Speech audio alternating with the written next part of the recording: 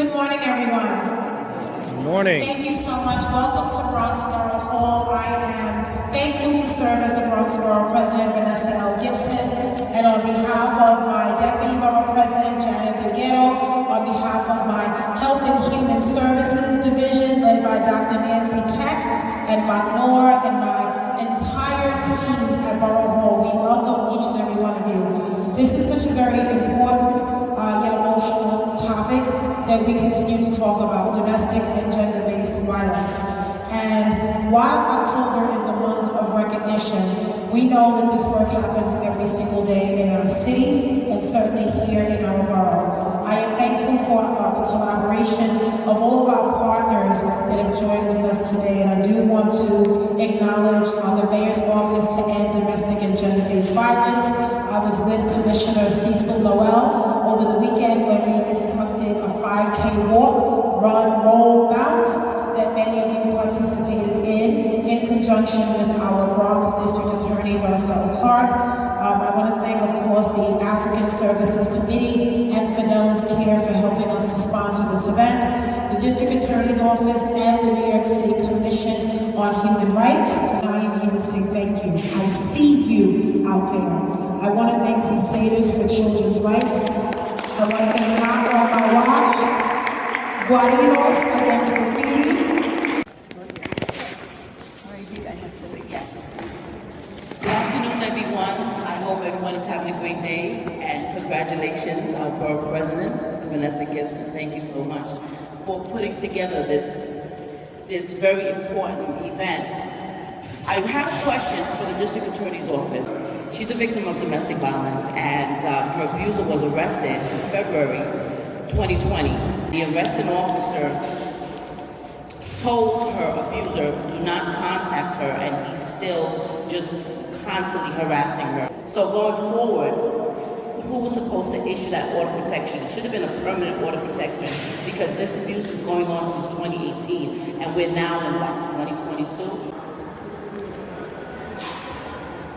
I'll have to follow up with you about the specifics so that I can look into the specifics of the case. But just to give you a general idea, when you're talking about family court can issue orders of protection, limited for orders of protection, and they function similar to the criminal court order of protection.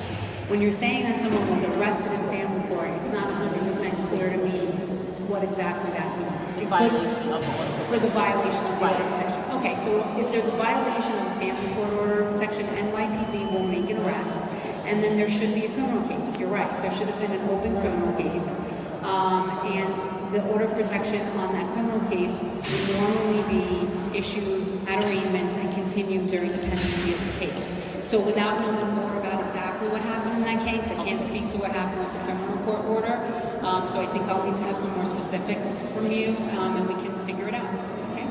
But what's happening in your communities around domestic violence? If you could just share some things you're seeing in your communities, I'd love to hear it. This is Heather Guarino. I'm a domestic violence advocate, and I've been noticing here in the Bronx, we do not have strong domestic violence bills at all. In Connecticut has very strong domestic violence bills, and I've been advocating since 2018 with Assemblywoman Natalia Fernandez to make sure that our domestic violence laws are passed here in the Bronx.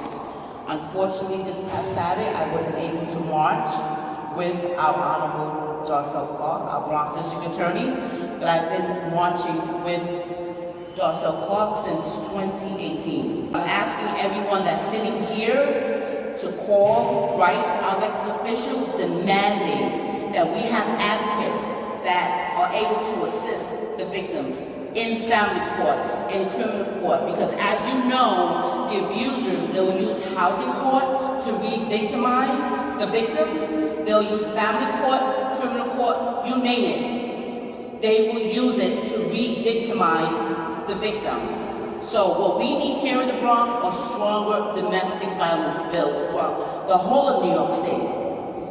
Once again, my name is Heather Guarino.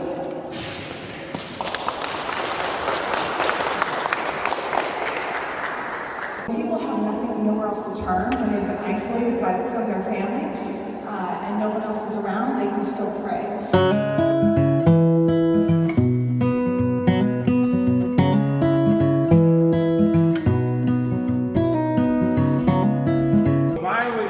Confrontations that sell television shows.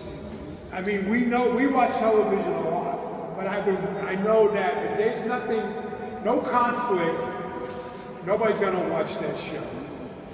Now, that's when the Bill Cosby show came out, there wasn't a lot of screaming and hollering in the family at each other.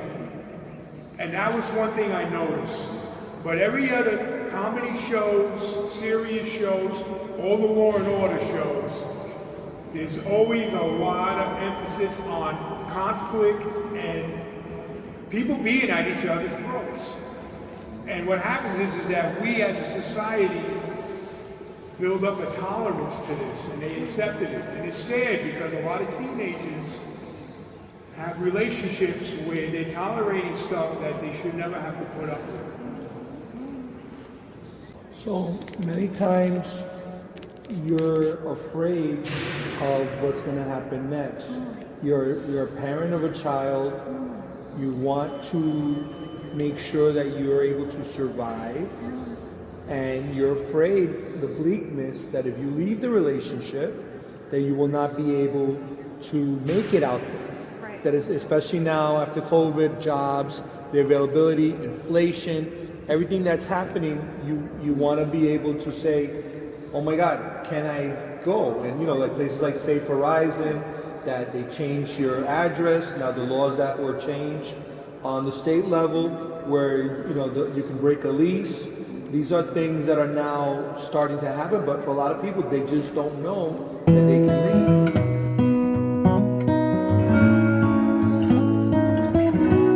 I want to open the floor, turn it back to you.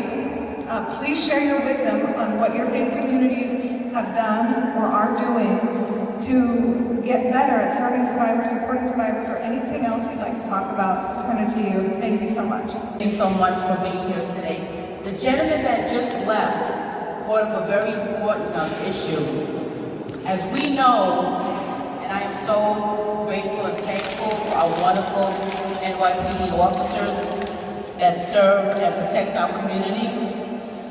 But I've been noticing that if you're a victim of domestic violence and you have an order of protection from a family court that states that the abuser is not supposed to be in the home, and the abuser decides to go to civil court, a housing court, to get an order of protection, well, not an order of protection, but a order from the court stating that he or she can return back to the home. A lot of times our officers are confused. They'll hold the order of protection in their hand, and then they'll hold the paperwork stating that the abuser can come back to the home, and then they're scratching their heads and they're saying, well, I don't know which order of protection I should just respect. So I think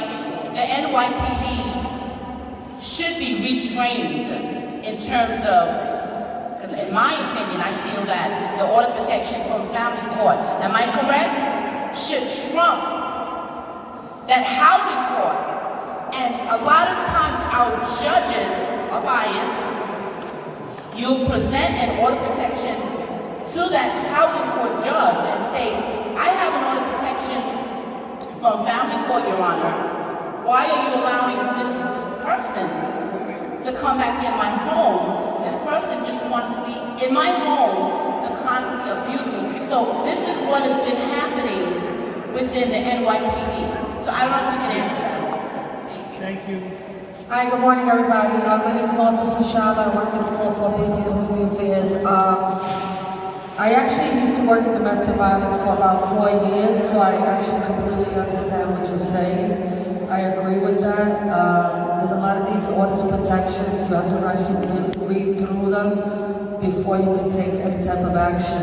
And when I do see that limited order of protection, or they can reside with the permanent perpetrator, as long as they don't do this or do that, everything like that. I think that's on the person, on the victim, to try to see what they can do to get that full order of protection and to express the fear of whatever's going on in their house.